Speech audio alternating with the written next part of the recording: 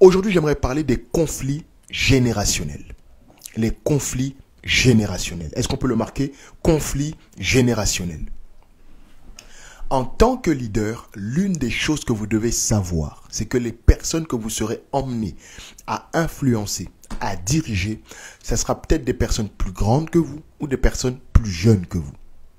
Ça, c'est tout à fait normal. C'est la nature qui est comme ça. C'est la vie qui est comme ça. Il y a des personnes plus grandes que nous. Il y a des personnes plus jeunes que nous.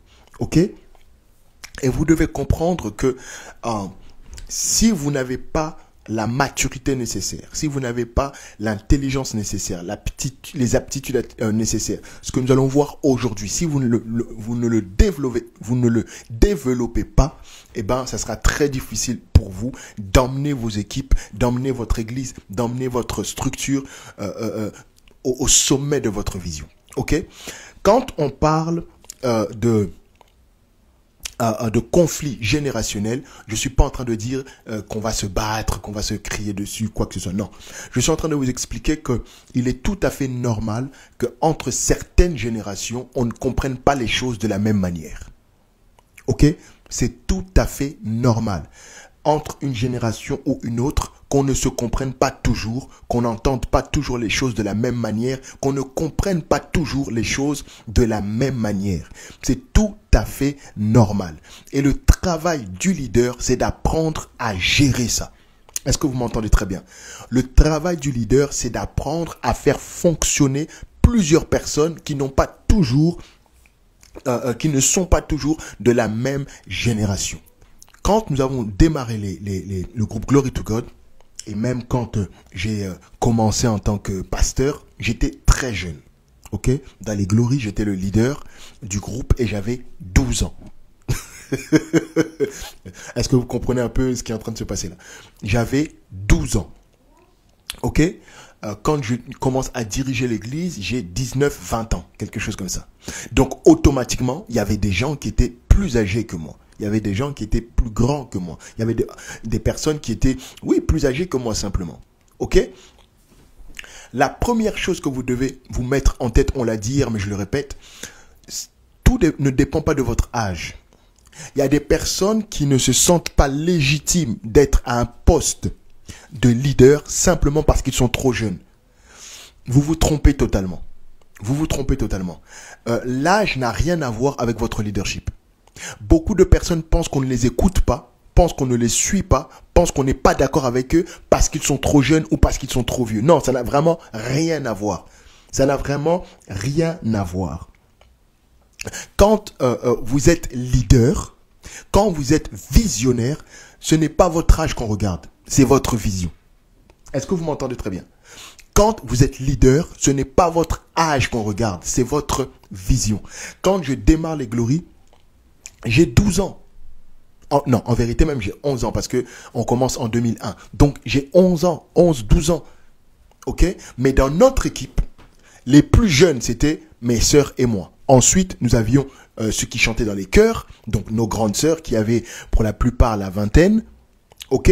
Ensuite, nous étions avec, n'est-ce pas, les instrumentistes, pardon. Mais tous étaient plus âgés que moi. Ben, la preuve, je les appelle papa. Vous voyez, donc ils avaient tous un âge à être mes grands frères, mes papas, et pourtant c'était moi le leader. OK? Et j'ai dirigé ce groupe-là pendant plus de 10 ans. Je suis en train de vous expliquer que, eh ben, votre leadership ne repose pas sur votre âge. L'un des problèmes qui crée le conflit, c'est ce complexe d'infériorité que plusieurs leaders développent. C'est-à-dire, ils se disent que on ne m'écoute pas parce que je suis trop jeune. Non, ça n'a rien à voir. Vraiment, je veux être clair sur ça. Ça n'a strictement rien à voir. On ne t'écoute pas non pas parce que tu es trop jeune. Ça n'a rien à voir, mais très souvent, c'est un problème de vision et d'autres choses qu'on va voir aujourd'hui. Est-ce que vous comprenez ce que je suis en train de dire? Donc, on était les plus jeunes, pareil, quand j'ai commencé à diriger l'église. Totalement pareil. Tous ceux, en tout cas, je peux dire les premiers que j'ai commencé à diriger, c'était des chrétiens qui étaient avec mon père avant. Donc, eux tous étaient mes papas. Est-ce que vous comprenez?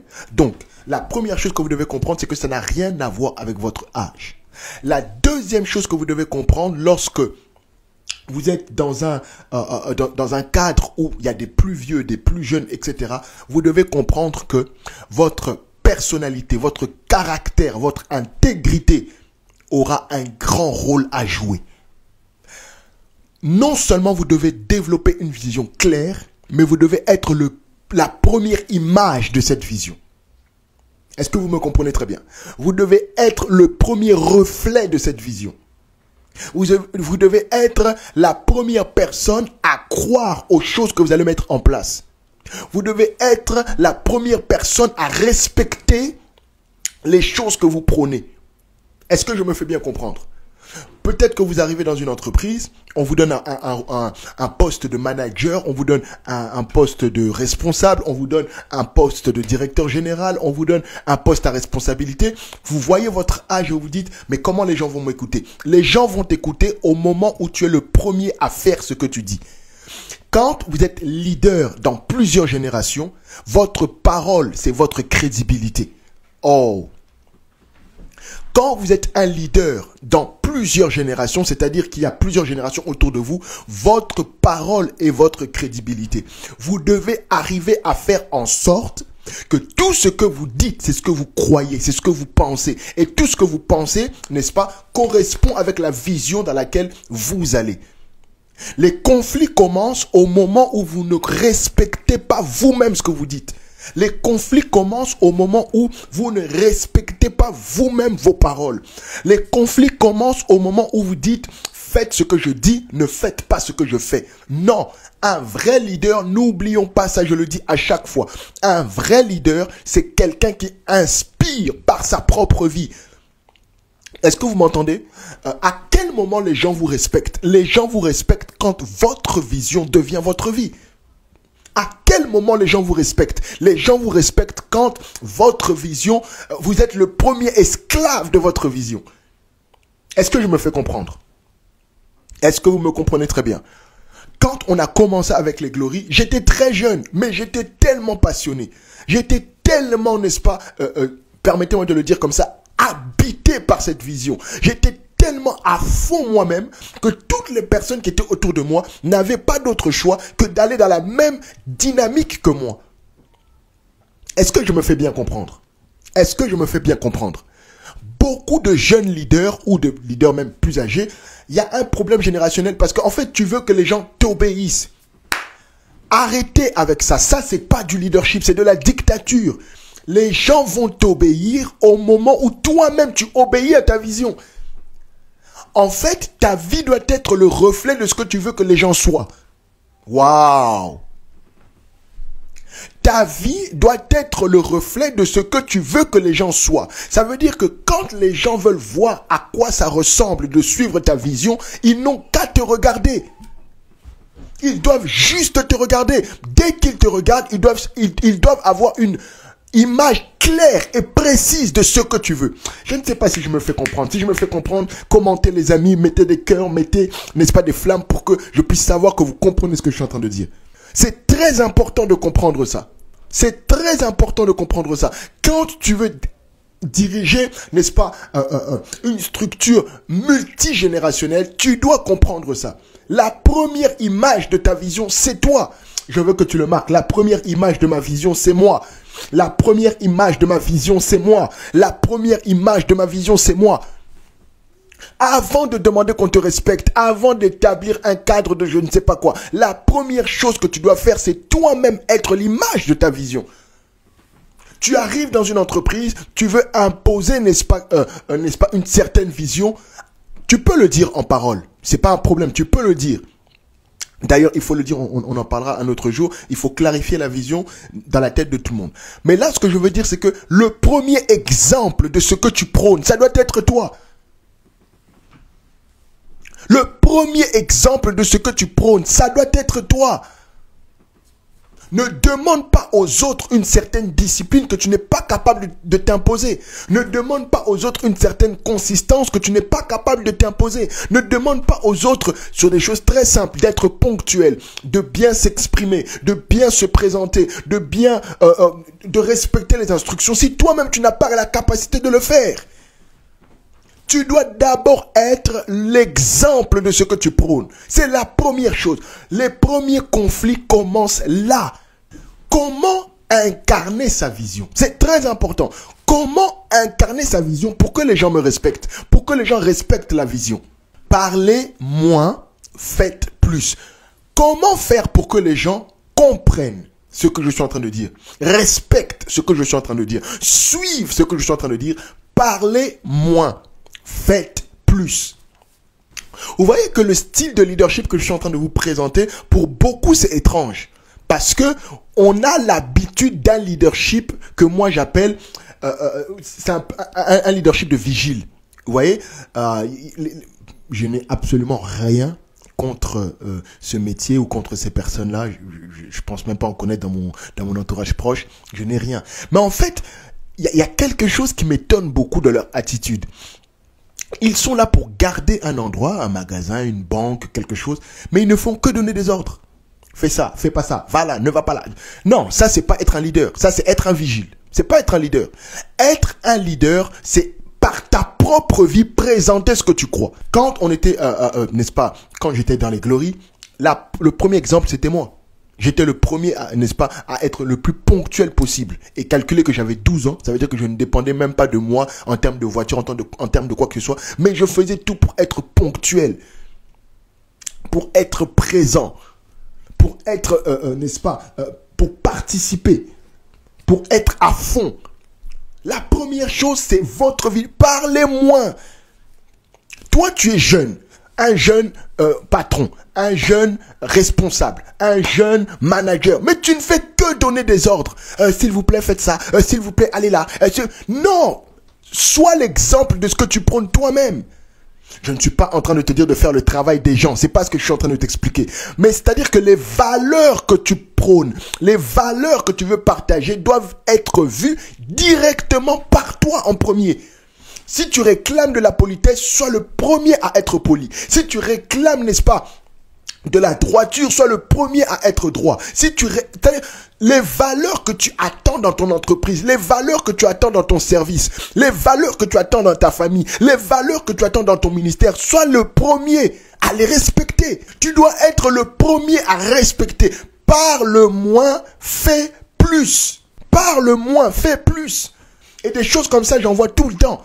Oui, mais en fait, on m'a mis à la tête de ce pôle. Quelle que soit la structure, ça peut être à l'église, ça peut être dans une entreprise, ça peut être même dans ta famille. On m'a donné cette responsabilité, mais tout ce que je dis de faire, ils ne le font pas. Arrête de le dire, fais-le. Arrête de le dire, fais-le. Je peux vous donner des exemples concrets. Quand j'ai commencé à diriger l'église, j'avais 19-20 ans. La personne la plus jeune qui était avec moi à cette époque-là avait, je crois, 34-35 ans. Moi, j'en avais 19. Si je te dis que la personne la plus jeune avait 34-35 ans, ça veut dire que, imaginez tous les autres au-dessus. C'était 50 ans, c'était 60 ans. J'arrivais le premier au culte. J'avais culte à cette époque-là. Je crois que le culte commençait à 9h, si je dis pas de bêtises. J'étais là à 6h30. J'étais là à 6h30. Come on, man. J'étais là à 6h30. Je faisais, n'est-ce pas, je nettoyais les toilettes. Je nettoyais le sol. Je passais l'aspirateur. J'arrangeais les chaises. J'allumais les micros, même s'il n'y avait pas de musicien, il n'y avait pas de chanteur. Mais j'allumais les micros. N'est-ce pas, j'arrangeais, qu'est-ce que j'allais dire, les instruments. Est-ce que vous entendez ce que je suis en train de dire? Parle moins, fais plus. Les conflits commencent quand tu veux imposer quelque chose que tu n'es pas capable de respecter.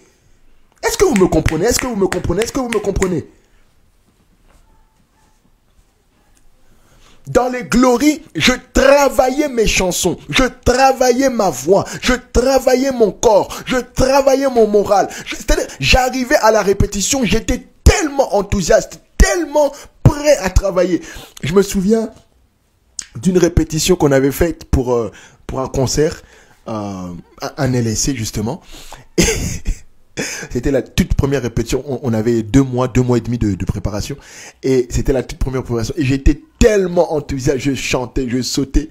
À un moment là, des guitaristes m'a dit, quand on a terminé l'un des titres, il m'a dit, s'il te plaît, Eli, est-ce que tu peux un peu te calmer parce que tu nous mets trop de pression? Il dit, t'as trop la pêche, en fait, calme-toi un peu, t'as trop la pêche, on est qu'au début. Mais en fait, c'est ça, être un leader. Être un leader, c'est ça, c'est-à-dire, en te voyant, tes équipes doivent comprendre exactement ce que tu attends. Juste en te voyant. Ne demande pas des choses aux gens que toi, tu ne fais pas. Parle moins, fais plus. Est-ce que vous comprenez ce que je suis en train de dire? On est en train de parler des conflits générationnels. Comment un leader peut faire quand il est entre plusieurs générations? Et c'est la première chose. Clarifier la vision, on l'a vu hier. Deuxièmement, sois toi-même l'exemple de ce que tu prônes. Est-ce que vous êtes en train de remarquer que depuis que je vous parle d'être visionnaire, d'avoir un leadership visionnaire, je ne parle pas des gens. À chaque fois, je parle de vous. Le leadership ne commence pas chez les autres. Le leadership commence chez toi. C'est toi qui dois, n'est-ce pas, porter ce que tu crois. Est-ce que je me fais comprendre? Tu dois être le premier à porter ce que tu crois.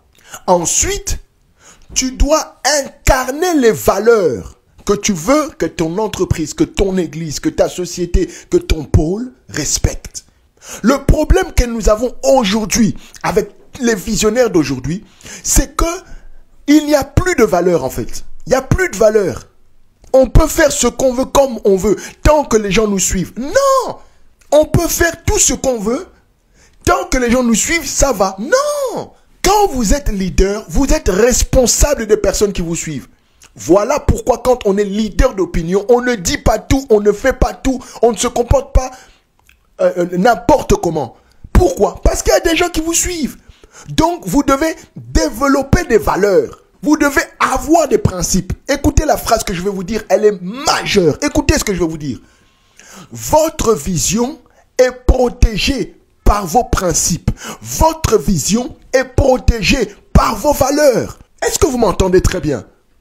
Votre vision est protégée par vos principes. Votre vision est protégée par vos valeurs. Tu peux avoir une vision exceptionnelle, mais si tu as un comportement, permettez-moi l'expression de chien, tu ne peux pas emmener les gens très loin.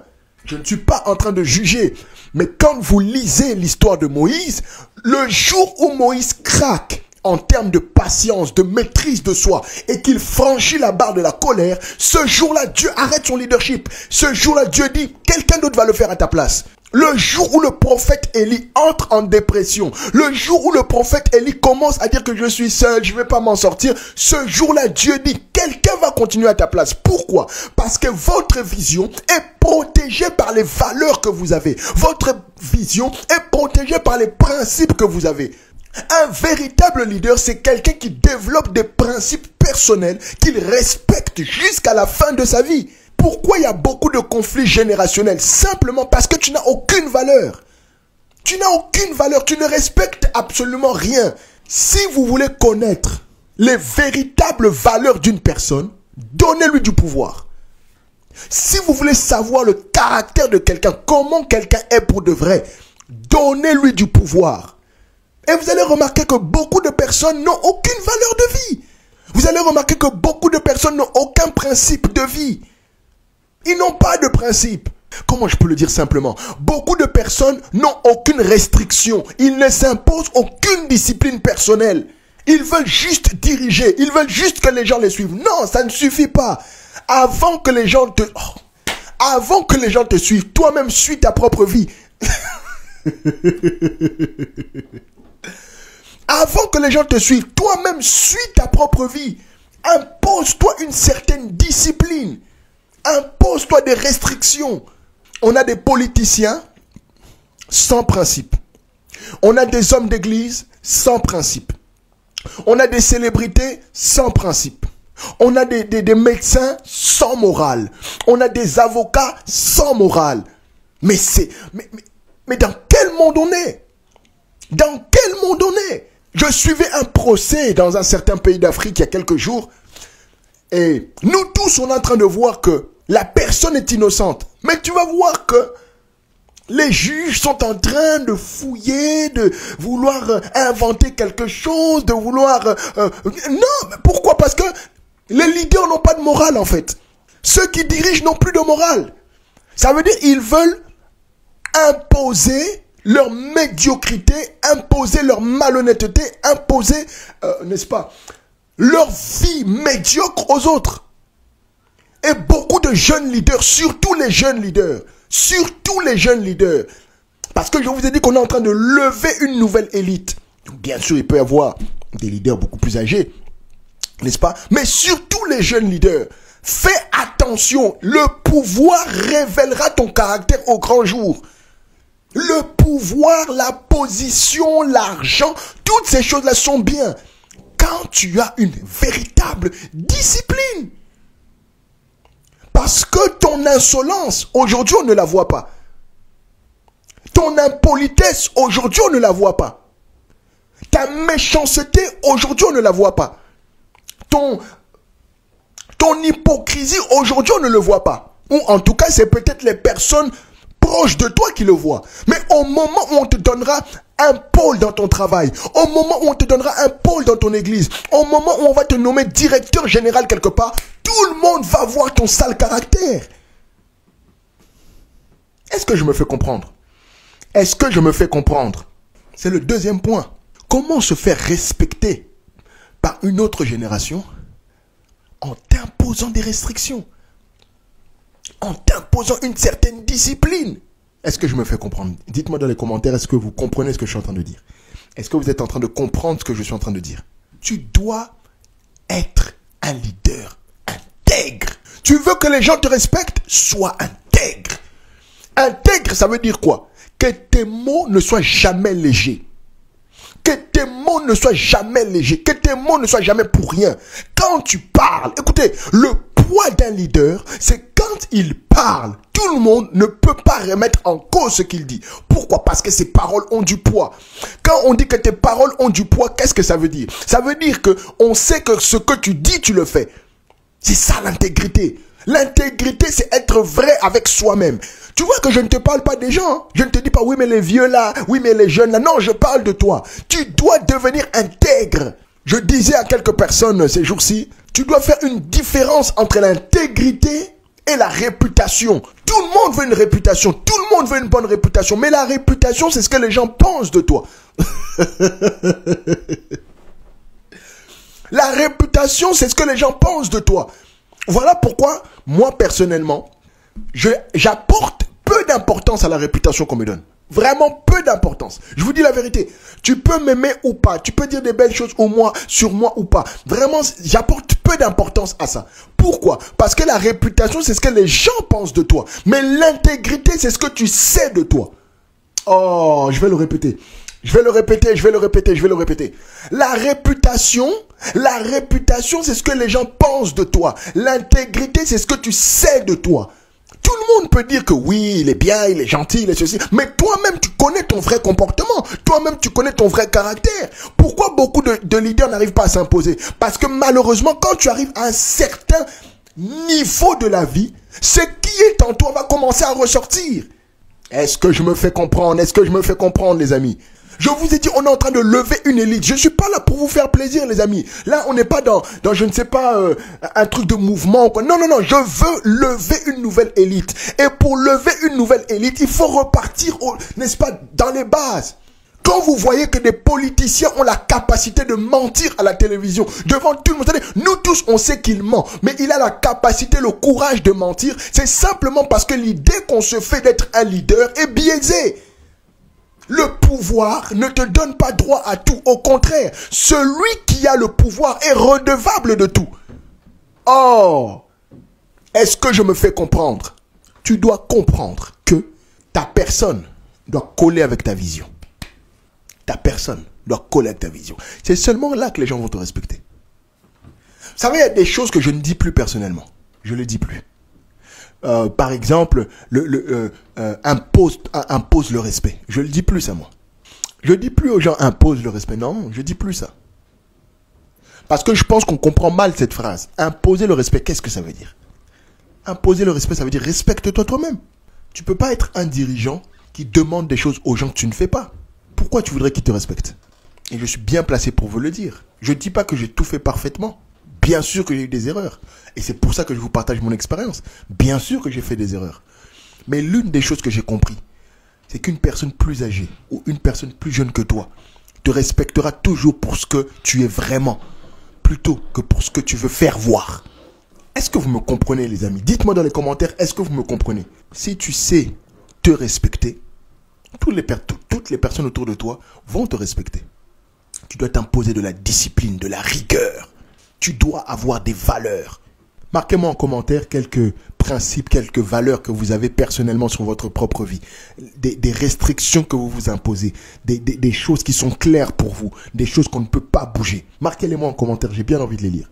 Beaucoup de personnes n'ont pas de valeurs.